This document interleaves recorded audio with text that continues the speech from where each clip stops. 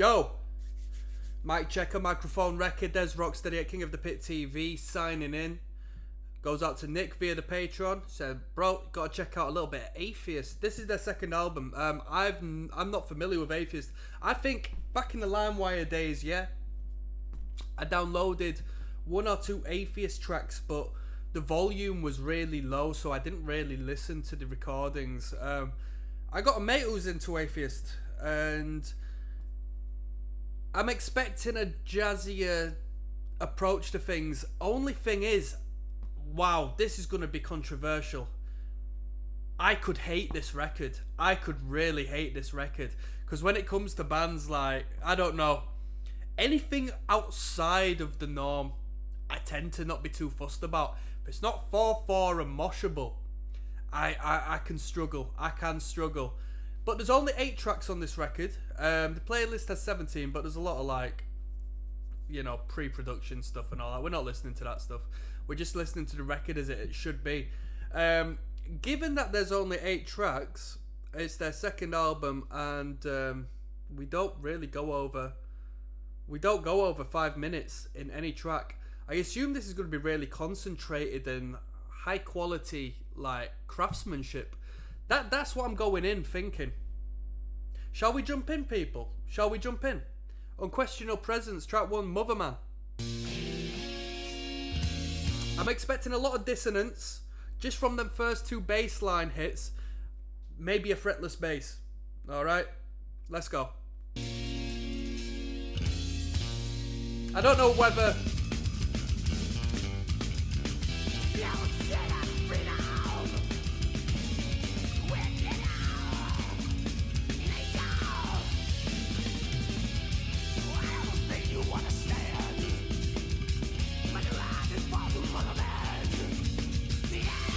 So I hope that was a good enough first reaction. Did you see that coming? Alright, we're gonna be zany, aren't we? This is gonna be zany. Let's I ain't got an opinion. Let's keep going. The production's good, I'll give you that. 1991.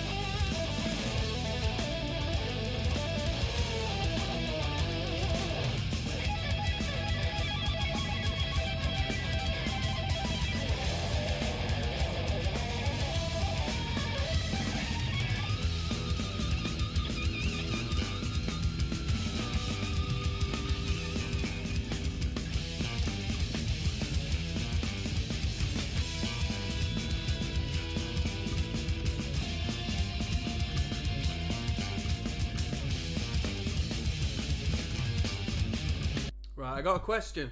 So people are referencing jazz, even on the Wikipedia page when I wanted to check what time this album came about. It referenced jazz, and the top comment here says one of the best jazz fusion licks I've ever heard.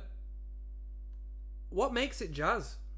The fact that it's a bit sort of stop and start.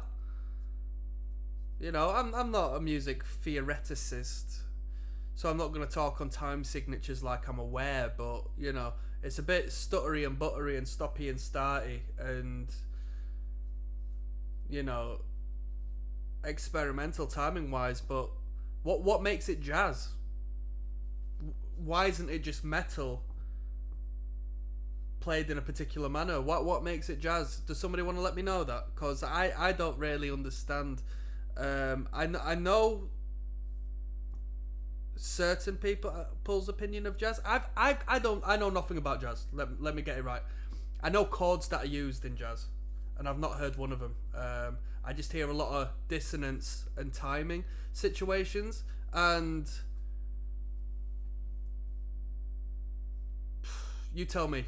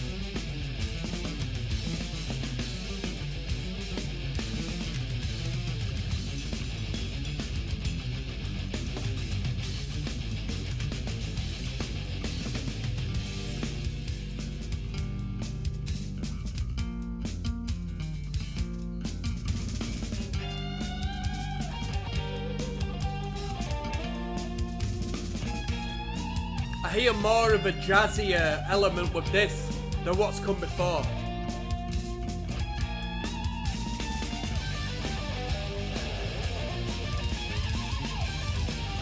Very nice lead guitars.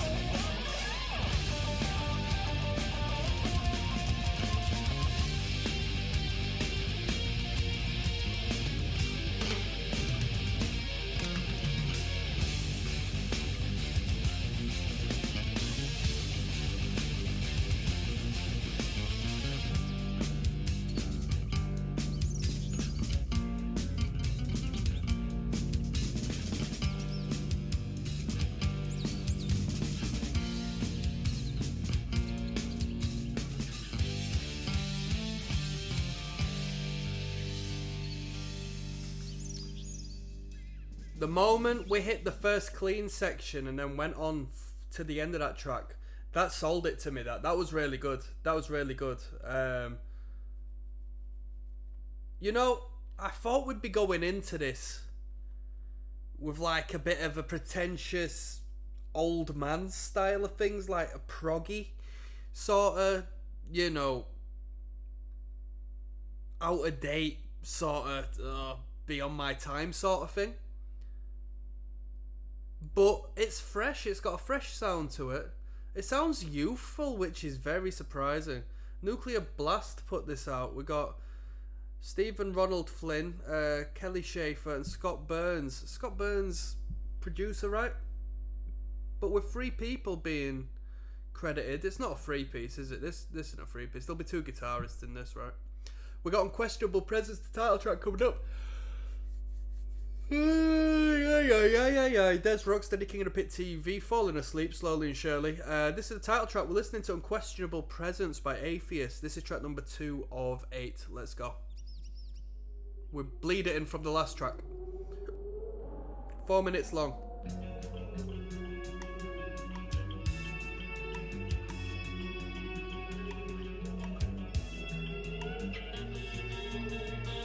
Someone said it's in the same vein as Death. I've not picked up on that yet. Athiest invented this style. Death followed. Just getting them out there. So when did what's it called come about? Because if there's one band I sort of associate with this, kinda, it would be Gorguts. Gorguts maybe being a little bit more extreme, perhaps, a bit more. Well, I don't know yet, but you know what I mean. I associate them both within the same realms.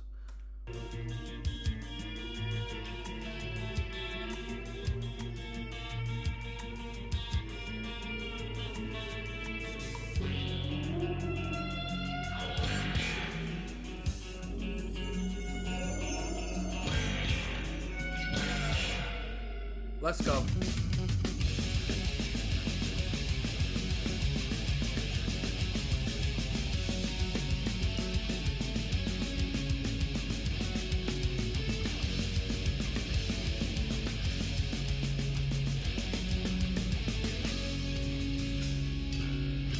Come on. Great chord progression.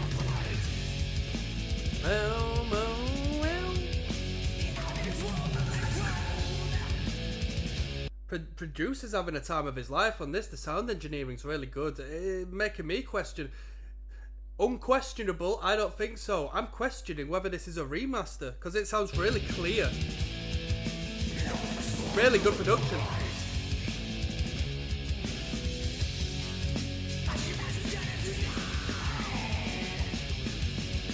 I like the artwork a lot.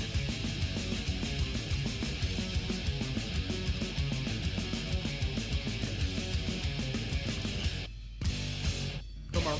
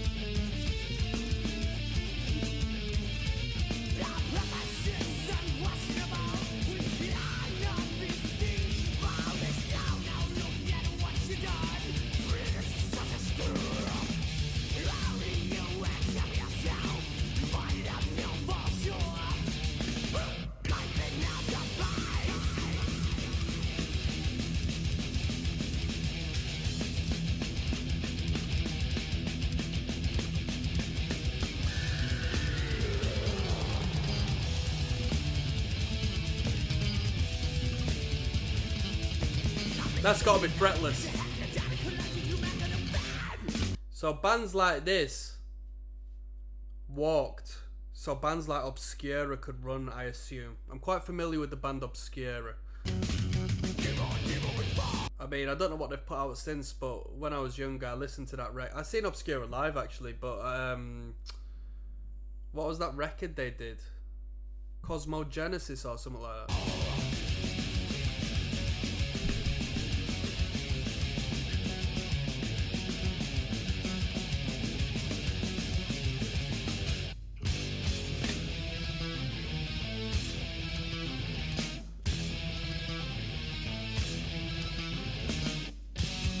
That sounds finger style on the bass there.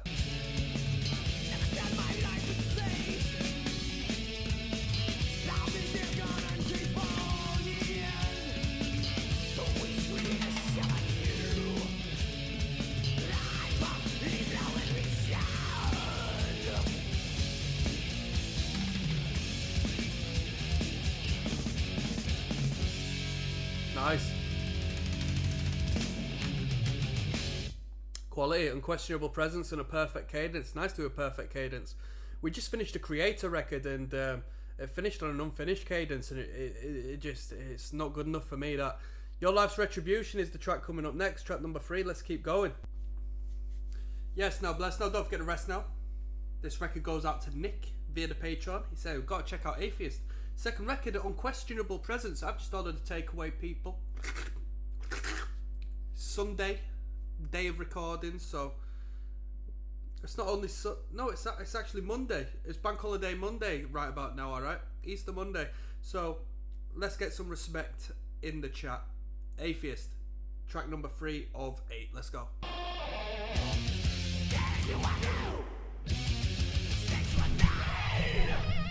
Yes, now.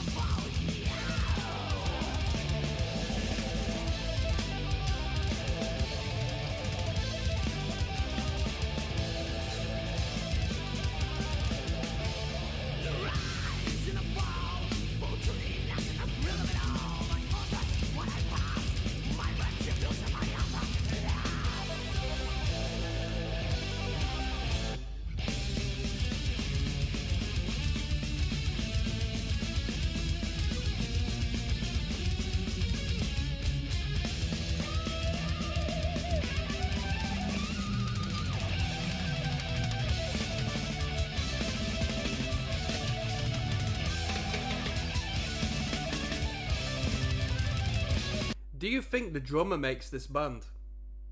Do you think the mastermind behind the quality of the band is the drummer? Because the drummer is really good. The drummer's really good. I would like to say the bassist as well, but am I only really just saying that because of how prominent the bass is in the mix? It's funny because people say like jazz fusion elements and jazz and all this and that. I'm very naive when it comes to jazz, to the extent where I'd essentially just call this prog elements, you know. What do I know?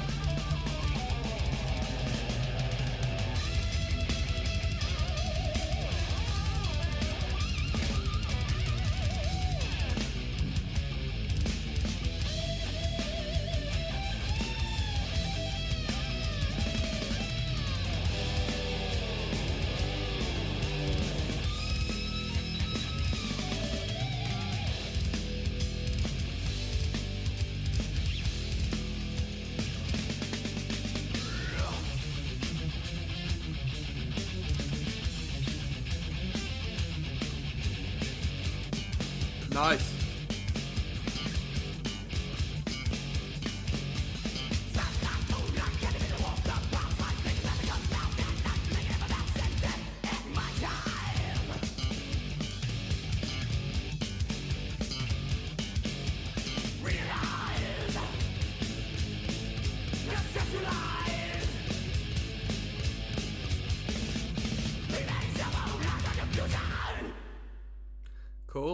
Cool. That was Your Life's Retribution. It was nice to hear him on a more shorter form song.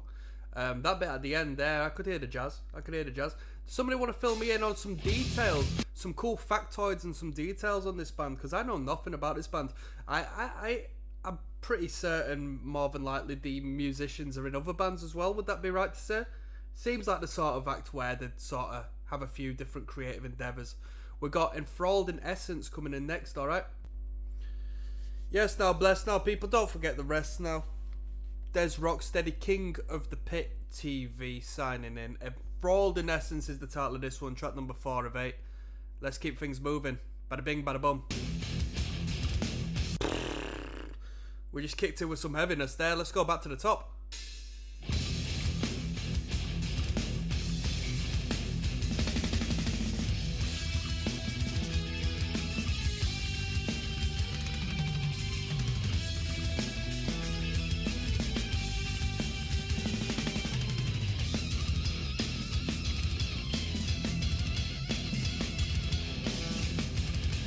Bassist was on Individual Thought Patterns. Oh, but somebody says no. There's Steve DiGiorgio on Individual Thought Patterns. Here's Tony Choi on the bass.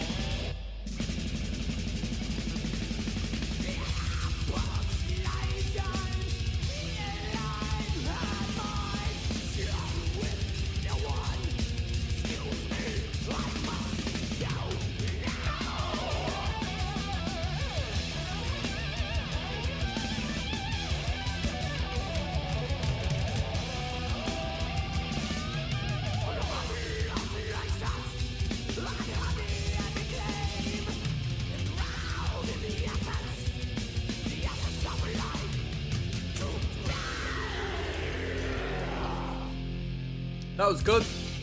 That was my favourite one so far. Really heavy in bits. I'm not too fussed on sort of the wanky dissonant sections. That's not my cup of tea personally. That's what I expected this band to sort of be jam-packed full of. Not as much as I initially assumed though. But yeah, that was a good tune. That's some good riffs in that one. And for all in essence, altogether, it's like the band is very consistent. I don't really want to say one's my favourite, one's not, because they've all been very consistent in their non-consistency, if you know where I'm coming from. We're going all over the place. So it's about what particular sections you like, I believe, as opposed to just like, oh, I like that song. Because, man, we're all over the place. We've got an Incarnation's Dream coming up next, alright? Let's keep going. There's Rocksteady at King of the Pit TV signing in. We're listening to Athiest. I'm waiting for a takeaway, people. Should be arriving any moment, so I'm just going to keep an eye out for that. This is track number 5 of 8. It goes out to Nick via the Patreon. Thank you very much for the recommendation. Let's go. Where we at?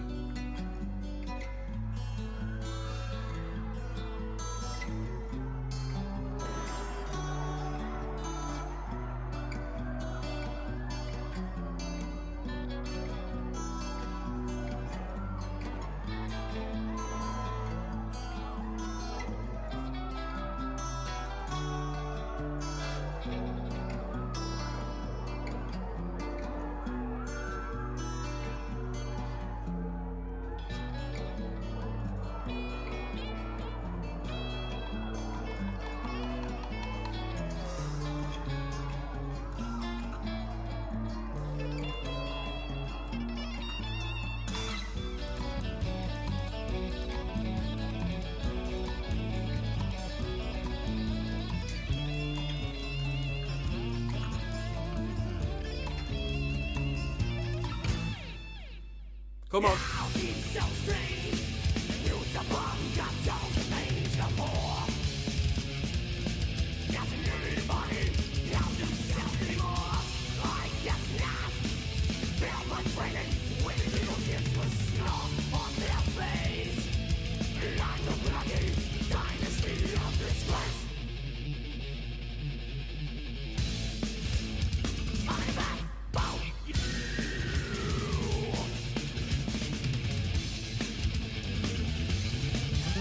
You know what, it's very refreshing to, even though this sort of like jerky worky sound isn't really for me, because I like something just straight driving 4/4, it does breathe some fresh air into what could be, you know, a hard to be creative genre.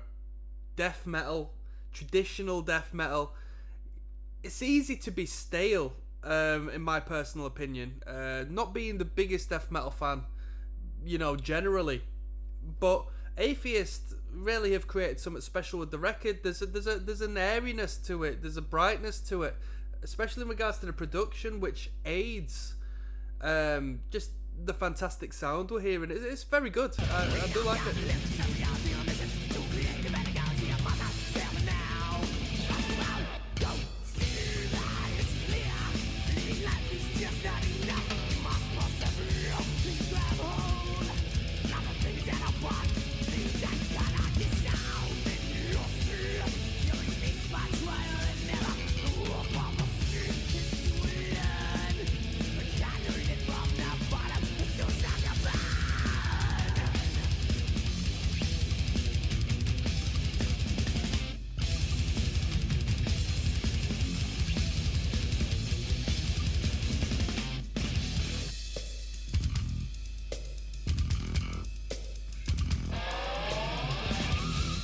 Ooh.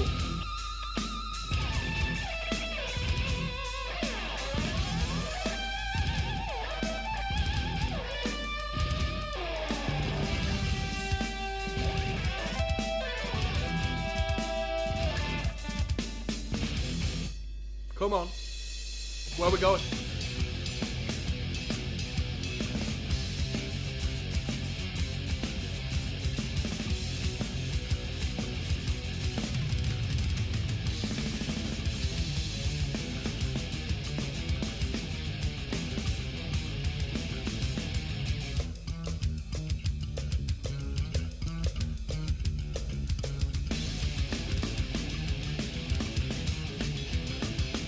Wow.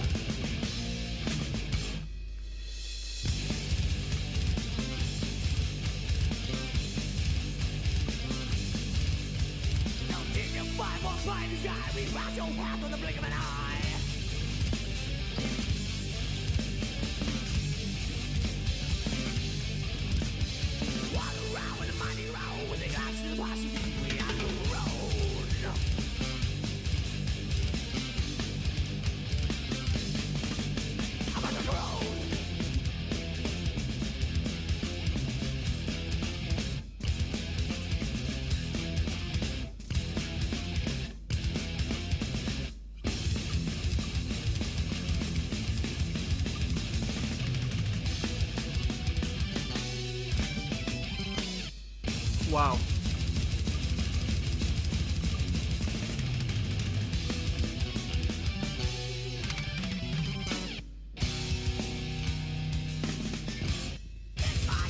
That section was incredible. That was so good.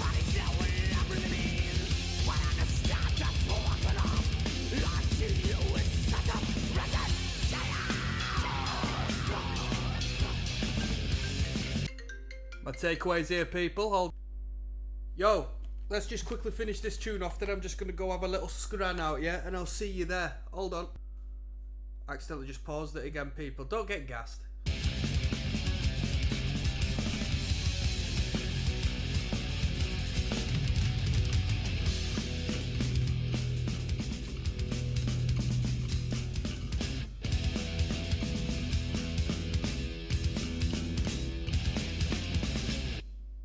There we go. That was an incarnation's dream. There was that stop and start stuttery buttery bit there, which blew my head off about 3/4 in. Really good. Formative Years coming up next, track numero 6, okay? Yes, now bless. Now don't forget to rest now, people. There's Rocksteady with a full belly, kicking back. The Formative Years. Let's continue on. Unquestionable Presence, track 6 of 8. We're listening to Athiest tonight. Let's jump straight back in. Come on.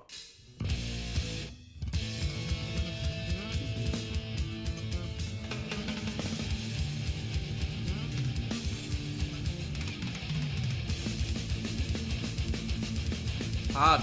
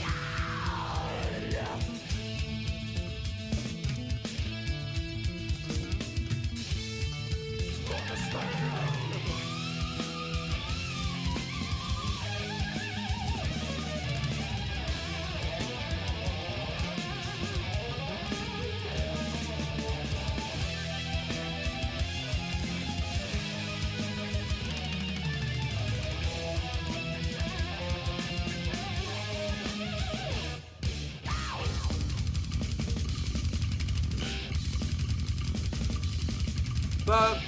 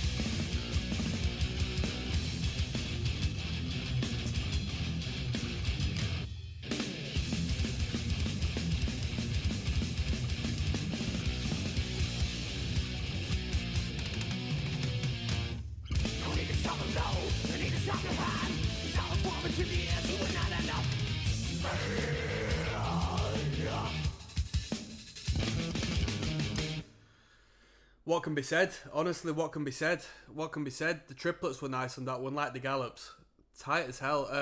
When they give you a little bit of the metal in there, like the straightforward driving, more traditional-esque thrashing and like death metal elements, you can then sort of apply how good the band is in comparison to, you know, competition within the field, so to speak. And then they just go back off in their own lane and just completely dominate the soundscape with this crazy zaniness. We've got Brains coming up next, alright? There's Rocksteady, King of the Pit TV. Athiest, Unquestionable Presence. Brains. Let's go. Track 7. Shout out to Nick.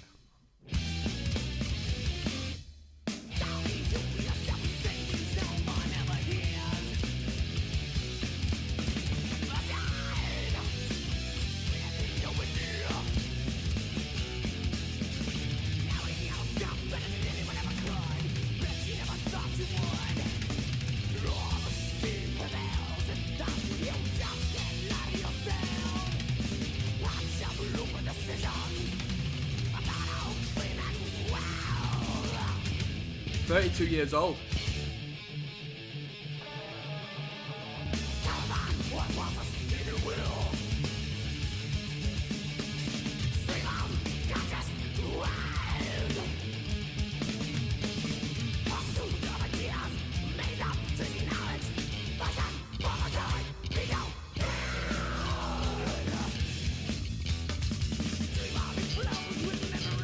Jesus Christ Almighty.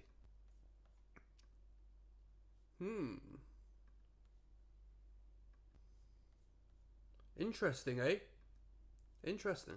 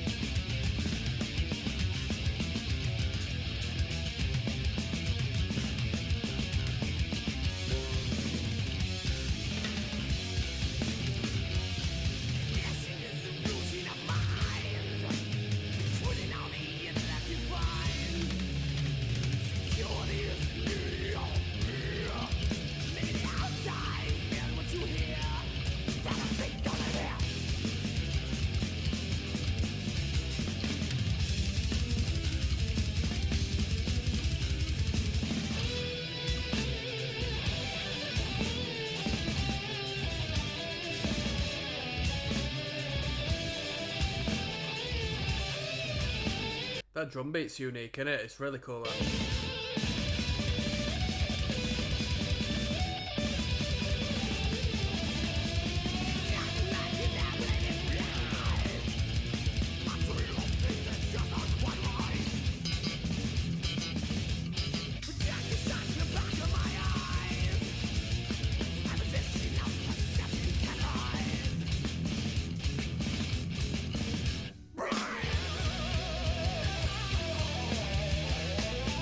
Great riff.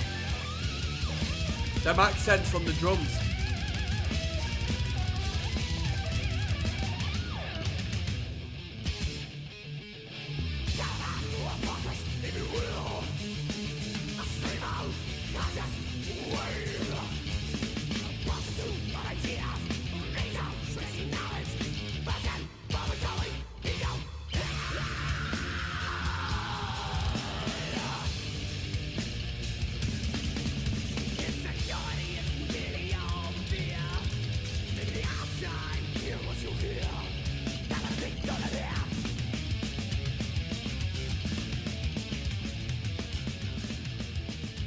Wow, fading out on that. That's insane. Yeah, I think the drummer's the best part of the band. I think the drummer is the best part of the band. What do you reckon? The front man. Does he play a guitar? Does he play a guitar or does he just perform as is? I'm interested. What's going on with the front man? We've got And the Psychic Sword to finish this record off. Let's keep going. Yes, now bless, now don't forget the rest. Now let's finish this record off, shall we? Athiest. And the Psychic Saw is the title of the last track at 4 minutes 48. It's a relatively long one. Is it longest on the record, actually? Not really, but it could be. Unquestionable Presence. Let's finish this record off. Shout out to Nick via the Patreon who recommended this.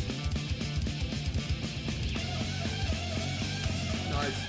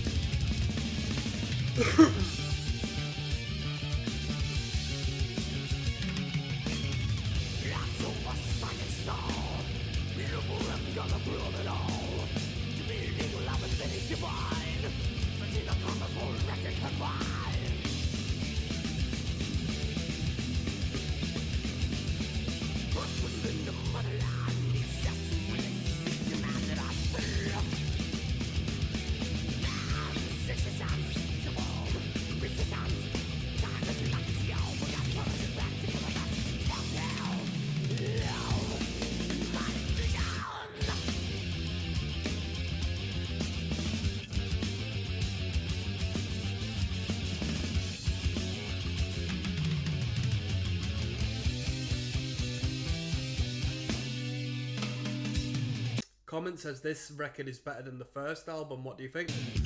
What's the title of the first album?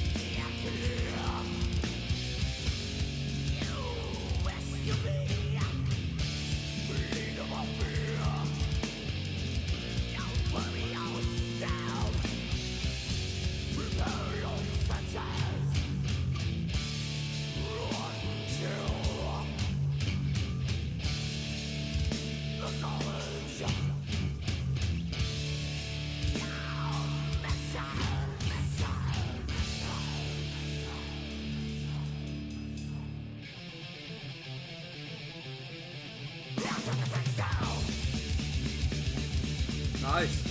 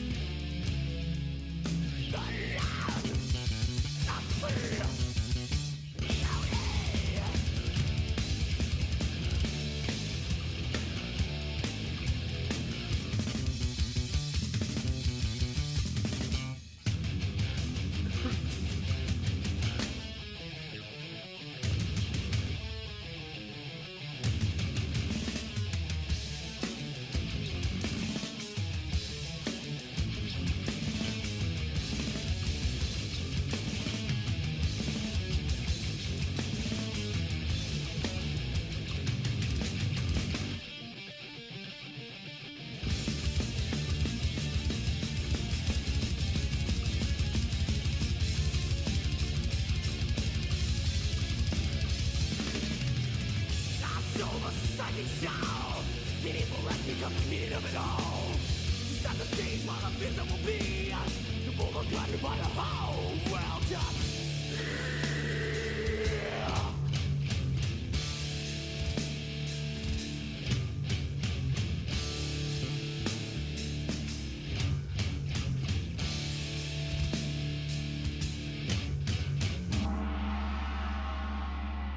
That was really good. That was incredible, to say the least.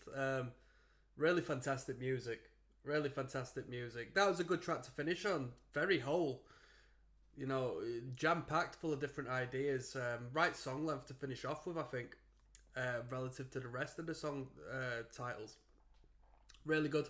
I'm going to do one last video now where I give my final overview of this record. I'll rate it out of 10. And I will see you there, okay? Yes, now bless, now people, there's Rocksteady at King of the Pit TV signing in and signing out, as we've only just listened to the Athiest's second record, Unquestionable Presence. It got recommended on the Patreon by my man Nick, who's been putting me on some good metal music. Nick, what an interesting record. Where do I start? Honestly, it's unlike anything I've heard before. Like, probably the furthest, the closest, should I say, I've heard in relevance to this band.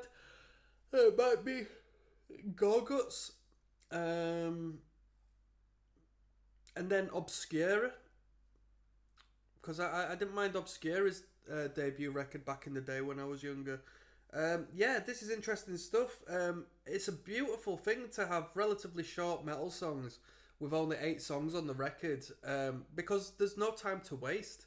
So all of the riffs and ideas and like songs are really concentrated and compact and just explosive with power and energy, and that's really cool, man. So I really like it in regards to that. I haven't found any reference to this being a remaster anywhere. In all honesty, the tracks have been uploaded to YouTube 1 year ago, so there's room for it being a remaster, but there was no reference in like the credits and whatnot or in the song titles. But the production's really good production, really clear, really clean, and it actually correlates well with the album artwork. It's like quite bright and vibrant, especially for a death metal record. And I think, arguably a lot of that's to do with the fact they're in standard tuning as well. You know, no need for the deep, dark, grungy sort of, frequencies that you'll be force-fed through other bands that feel that that's the only way to be heavy. So that's pretty good. I think the drummer's the best member of this band. The drummer is incredibly unique, performing beats which I've never heard in my entire life. Like it's nothing. Very experimental without detracting from, the movement of the music. The riff's really good. I assume the guitarists have written the music, so whoever wrote the music, as far as like the melodical aspect and the riffing and whatnot, that goes without saying, doesn't it? Really, all the dodgy timings and this and that. Really good. Bassist, I assume it was a fretless bass because it was a very, very fruity bass, to say the least. So I assume it was fretless. A fretless bass would fit in this record perfectly, fit in this band perfectly. I've not heard the first album, but one of the comments just on the last track said that this was better than the first album, so somebody's going to have to tell me about that. And if you do want me to check the first record out, you're going to have to give me a shout on that. With all that being said, is this my sort of music? Not really, no. I just like 4/4, straight driving, simple, primitive riffs and beats, like head smashing, caveman rhythms, to be honest with you. This is a bit too eccentric for me, a bit too loaded, so I would have to detract a few points for that, just down to my personal taste. But it was unique, creative. People saying jazz elements, I can hear it here and there, but I'm not big on jazz, so I can't really. I don't just associate chromaticism and like dissonance with jazz music just for the sake of it. I'm a little more familiar with prog music, and so I would call it like a progressive death metal band as opposed to like a jazz infused death metal band. But that's just down to my ignorance, I think, for the most part, because people do reference them as like quite jazzy in nature. So you're gonna have to tell me on that one. I don't listen to like zany music when it comes to that. If there's any jazz I like, it's probably just nice, clean, big open chords and, you know, soothing sounds as opposed to the more, you know, weirder side of things. But this was a good record. I've got friends who are into this band, so it was good to be able to check this one out. What else do I have to say, really? The vocals were pretty cool.